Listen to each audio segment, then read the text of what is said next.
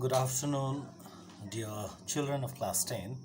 So, last class we have done hydrocarbons, alkanes. So, what is the general formula for alkanes? General formula for alkanes is CnH2n plus 2. Now, today we'll be doing alkenes. Alkenes. So, the general formula for alkenes is CnH2n. And alkenes are also called olefins. So why alkenes are also called olefins? Because the lower members of alkenes form oily products when they are treated with chlorine or bromine. That means when lower members of alkenes, for example, ethene, propene, butene, pentene, so lower members of alkenes, when react with halogens like chlorine, bromine, they form oily products. That's why they are also called olefins. Olefins means oil forming. And the general formula for these alkenes is CnH2n. So, what is the characteristic of this hydrocarbon? There is at least a double bond between two carbon atoms. That means there is at least one carbon-carbon double bond. They are all unsaturated hydrocarbons. So why they are unsaturated hydrocarbons? Because more hydrogens can be added. So saturated means nothing can be added. Unsaturated means more can be added. So in case of alkanes, no more hydrogens or other atoms can be added, but in alkenes more hydrogen atoms can be added. That's why they are called unsaturated hydrocarbon. Since each of the valencies of carbon are not saturated with hydrogen and there is a double bond between two carbon atoms, they are also called unsaturated hydrocarbon. You can see molecular, that again, mind you one thing, the simplest hydrocarbon known is methane with one carbon atom. Methane is not possible because to have double bond there must be at least two carbon atoms, but in methane there is only one carbon atom, so there is no methane. There is no alkene with carbon number 1. There is no alkene with carbon number 1.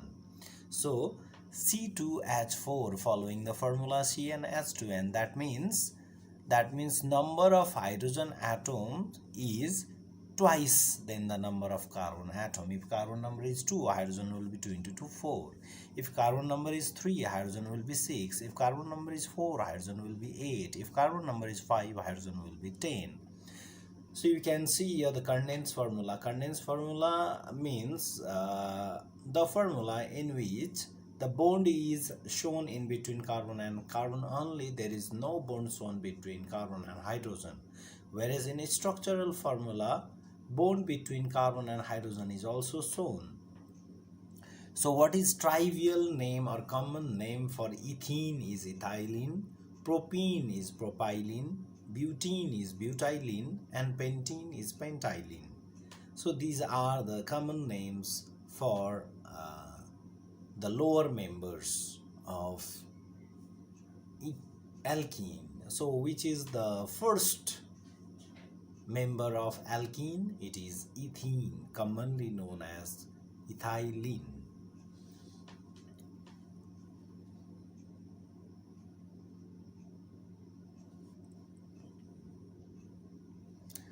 Alkenes are unsaturated hydrocarbons that contain double bond. So what are alkenes? Alkenes are unsaturated hydrocarbons that contain double bond. Since alkenes are reactive, they seldom occur free in nature. So alkenes, comparatively, if you compare alkenes with alkanes, alkanes are less reactive. They are somewhat stable because the carbon is filled with hydrogen. That means all the valencies of carbon is filled. No more atoms, no more hydrogens can be added in alkanes. Whereas in alkenes, there is double bond, because of which alkenes becomes very reactive. As a result, they do not occur free in nature. Lower alkenes occur in minute quantities in coal gas. So lower alkenes like ethylene, then propylene, we can get in coal gas. They are produced on a large scale by the cracking of petroleum. So how do we get lower alkenes? By cracking of petroleum. Isomers in alkenes. Alkenes with 4 or more than 4 carbon atoms can form isomers. I've already said you isomers. So what do you mean by isomers? Isomers are those hydrocarbons which have same molecular formula but different structural formula.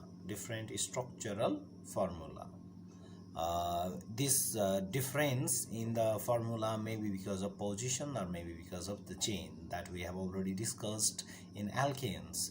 So types of isomerism shown by alkenes. Position isomerism. As per the position of the double bond in the chain, you can see here in the example, the double bond is between the last carbon and the second last carbon, so it becomes 1-butene. And if you see the other side, the formula and the content, number of carbon atoms and number of hydrogen atoms is same in both, but simply because of the presence of double bond, the position of the double bond is changing. So in first case, double bond is in between the last and the second last carbon atom, but here a double bond is in between 2 carbon atoms. That means it is exactly at the middle, so it becomes 2-butene. So molecular formula is same, but because of the position it is different. Structure is different because of the position, so they are position isomers. So position isomer of 1-butene is 2-butene. And because of the chain also, it can be different. You can see 1-butene normal chain, and in other case, if you put CH3 in second carbon atom, then it becomes 2-methyl propene. So it is different, the structure is different, the compound is different because of the chain, so it becomes chain isomer. So in detail regarding chain and position we have already done. Then comes ethene or ethylene, whose molecular formula is C2H4. It is the first member of the alkene series. It is present in natural gas. In small amounts, it occurs as a plant hormone and is responsible for the ripening of fruits.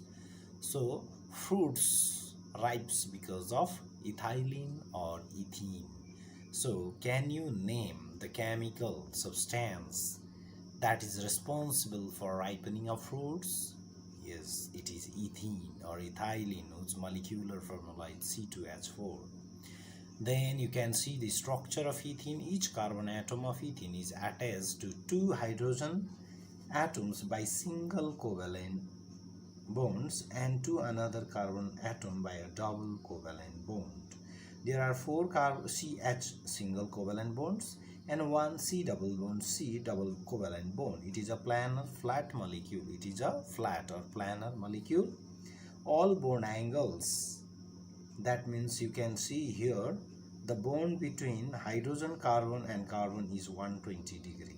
Hydrogen carbon and hydrogen is 120 degree. So this is the structure of ethene. Then preparation of ethene, which is very much important. So how do we prepare ethene or ethylene? So common name is ethylene. How do we prepare? So what are the raw materials or reactants we need for this? So reactants we need for preparing ethene is ethanol and concentrated sulfuric acid. Ethanol commonly we call alcohol. So preparation of ethene from ethanol. So ethanol, what is the common name for ethanol? Ethyl alcohol. Common name for ethanol is ethyl alcohol because it has 2 carbon atoms and one OH group. so it becomes ethanol. Dehydration of ethyl alcohol. Now, what do you mean by dehydration? Dehydration means removing water molecule. Hydration means addition of water. Dehydration means removal of water.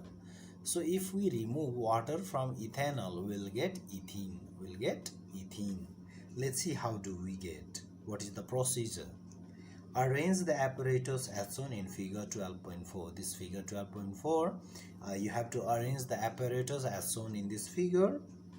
Then take one part of ethyl alcohol in a flask. So you can see here the flask in which there is ethyl alcohol. Add 2 parts of concentrated sulfuric acid. So you can see here the label concentrated sulfuric acid. Sulfuric acid is added by using thistle funnel. Then and heat gradually to about 170 degrees Celsius. Ethene gas is evolved. Ethene gas is evolved. So when you start heating the mixture of sulfuric acid, concentrated sulfuric acid and ethyl alcohol, the gas will be produced. The gas starts evolving, and this gas, the gas is passed through sodium hydroxide solution. The gas that is produced is passed through sodium hydroxide solution. You can see in the figure.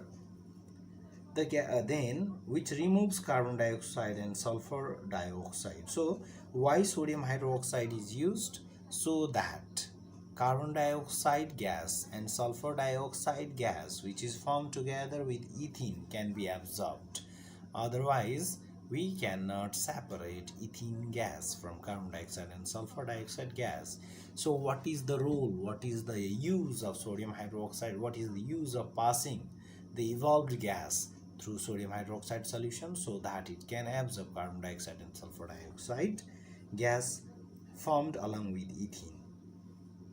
Ethene is collected by downward displacement of water. Similar to that of methane and ethane, it is also collected by downward displacement of water because it is slightly soluble in water. It is slightly soluble in water and it is lighter than air. So ethene is collected by downward displacement of water. Add some aluminum sulfate to the water in order to avoid frothing. Now there is a chance of frothing. Froth means the bubbles formation. So in order to avoid this frothing, what is added? Aluminum sulfate is added along with water. Water with aluminum sulfate is used. Now what is the reaction that is actually taking place during this reaction? Let's see, during this preparation, let's see.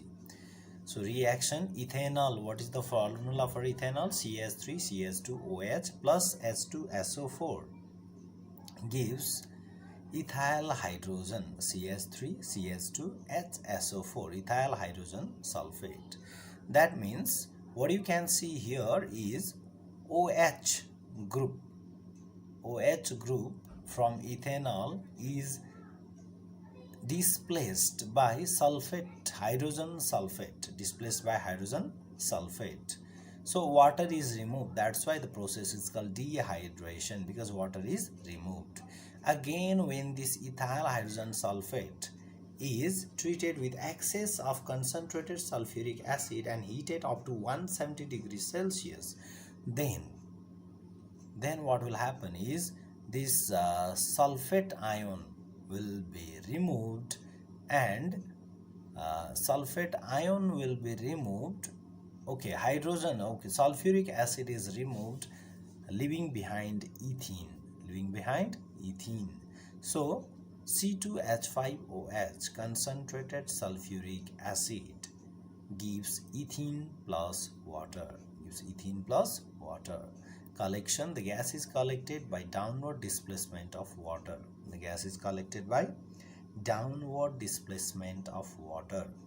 Because it is an inflammable gas. Inflammable means which is highly combustible, which burns very fast. It's inflammable gas and it is insoluble in water. Ethene is insoluble in water. So they may ask you question like why ethene is collected by downward displacement of water. Then you can say that ethene is insoluble in water, so it is collected by downward displacement of water. Ethene is also prepared by passing ethane vapors, by passing ethanol vapors through a tube containing alumina at 350 degrees Celsius. So how can we make ethene? The other process for making ethene is it is prepared by passing ethanol vapors through a tube containing alumina, C2H5OH. When treated with alumina heated in presence of alumina at 350 degrees Celsius gives ethene plus water. Then this is one way of preparing. This is the dehydration of ethyl alcohol. So dehydration means removing water molecule from ethyl alcohol in presence of concentrated sulfuric acid gives ethene. Then other way of preparing ethene is dehydrohalogenation. Dehydrohalogenation. So what do you mean by dehydrohalogenation? Means removal of hydrogen and halogen is dehydrohalogenation. So ethane is prepared by dehydrohalogenation of ethyl halide or haloethane by alcoholic hot concentrated potassium hydroxide. So here what is the reactant here? Reactant is alkyl halide or ethyl halide and alcoholic potassium hydroxide solution, alcoholic hot and concentrated potassium hydroxide solution. When they combine, when they are mixed, then we get ethene plus potassium chloride plus water. Then you can see here dehalogenation means halogen is also removed from alkyl halide and then hydrogen is also removed. That means water is also removed and halogen is also removed. That's why it is called dehydrohalogenation. This can be done by using ethyl chloride also, or using ethyl bromide also, or using ethyl iodide also. So the raw material for this is alkyl halide and alcoholic hot and concentrated potassium hydroxide solution. So what are the ways by which we can prepare ethene in lab? Number one is dehydration of ethyl alcohol. So what happens there? What happens is when ethyl alcohol is heated up to 170 degrees Celsius in presence of concentrated sulfuric acid, then what is removed? Water is removed, giving out ethene. And the other way is dehydrohalogenation, in which halogen is also removed and water is also removed. Then chemical properties of alkene. So what is the characteristic reaction that alkenes undergo? That is addition reaction. So because of the presence of double bond, by breaking this double bond, different atoms can be added to it. So that's why they undergo addition reactions. So addition of hydrogen, which is also called hydrogenation. So what is hydrogenation? Hydrogenation is addition of hydrogen. When ethene and hydrogen are passed, over finely divided catalysts such as platinum or palladium at ordinary temperatures, or nickel at 200 degrees Celsius, the two atoms of hydrogen molecule are added to the unsaturated molecule, which thus becomes a saturated one. So actually this addition reaction or addition of hydrogen is the process of making the process of converting alkene to alkane,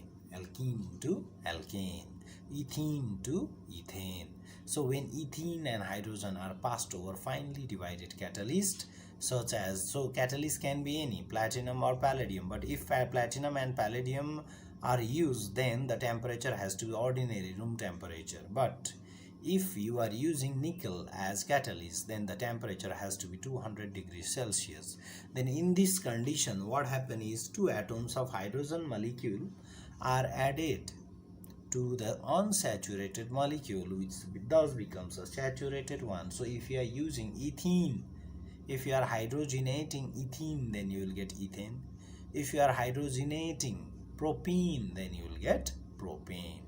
So this is addition of hydrogen, then addition of halogen. Addition of halogen. So addition of hydrogen is called hydrogenation. Addition of halogen is called halogenation. Reaction with fluorine is explosive, hence the compound formed is not stable. So there is no compound formed with fluorine. There is no reaction between ethene and fluorine. Why? Because it is highly explosive and the compound so formed will be unstable. That's why generally the reaction between fluorine and alkene is not done. But chlorine, bromine and iodine are added to the double bond of ethene at room temperature to form saturated dichloro, dibromo and diiodoethane. There is some mistake, it is written dry, so it is not dry, it is di only. Diiodo. So if chlorine is added, it becomes dichloroethane. If bromine is added, it becomes dibromoethane. If iodine is added, it becomes diiodoethane. That will be IUPAC name, but common name will be, in case of chlorine, it will be ethylene chloride. In case of bromine, it will be ethylene bromide. In case of iodine, it will be ethylene iodide. Mind you children, you have to learn common name as well as IUPAC name, so don't ignore IUPAC name as well. So bromine solution in carbon tetrachloride has a reddish brown color. When added dropwise to ethene, the reddish brown color of bromine disappears due to the formation of colorless dibromoethane. Now how can we check whether dibromoethane has been formed or not?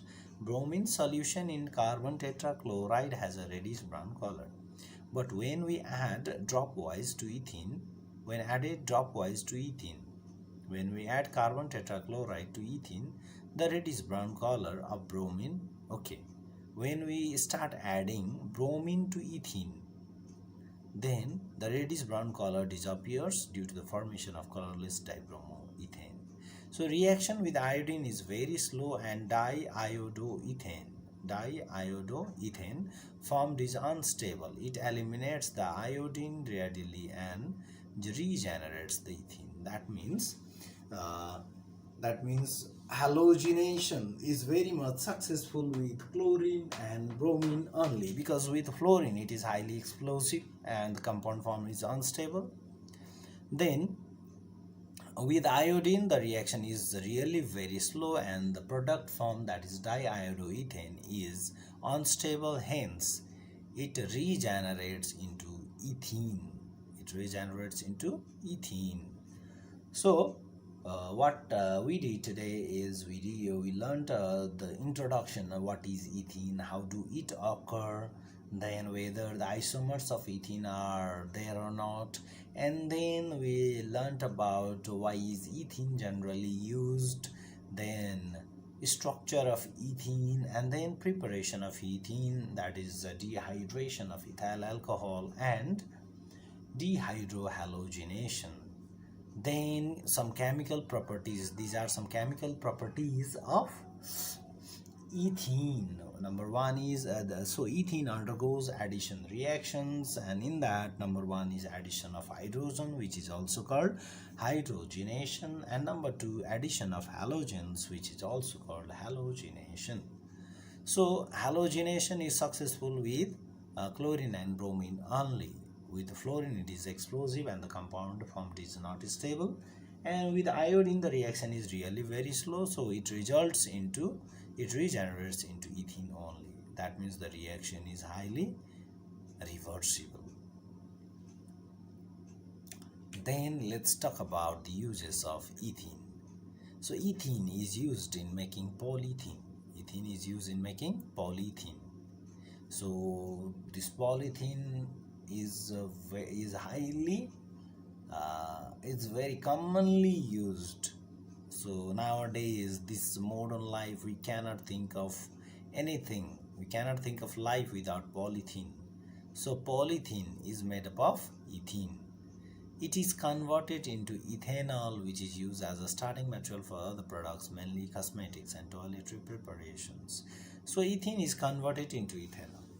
Ethene, we can get ethene from alcohol, yes or no, by the process of dehydration of ethyl alcohol.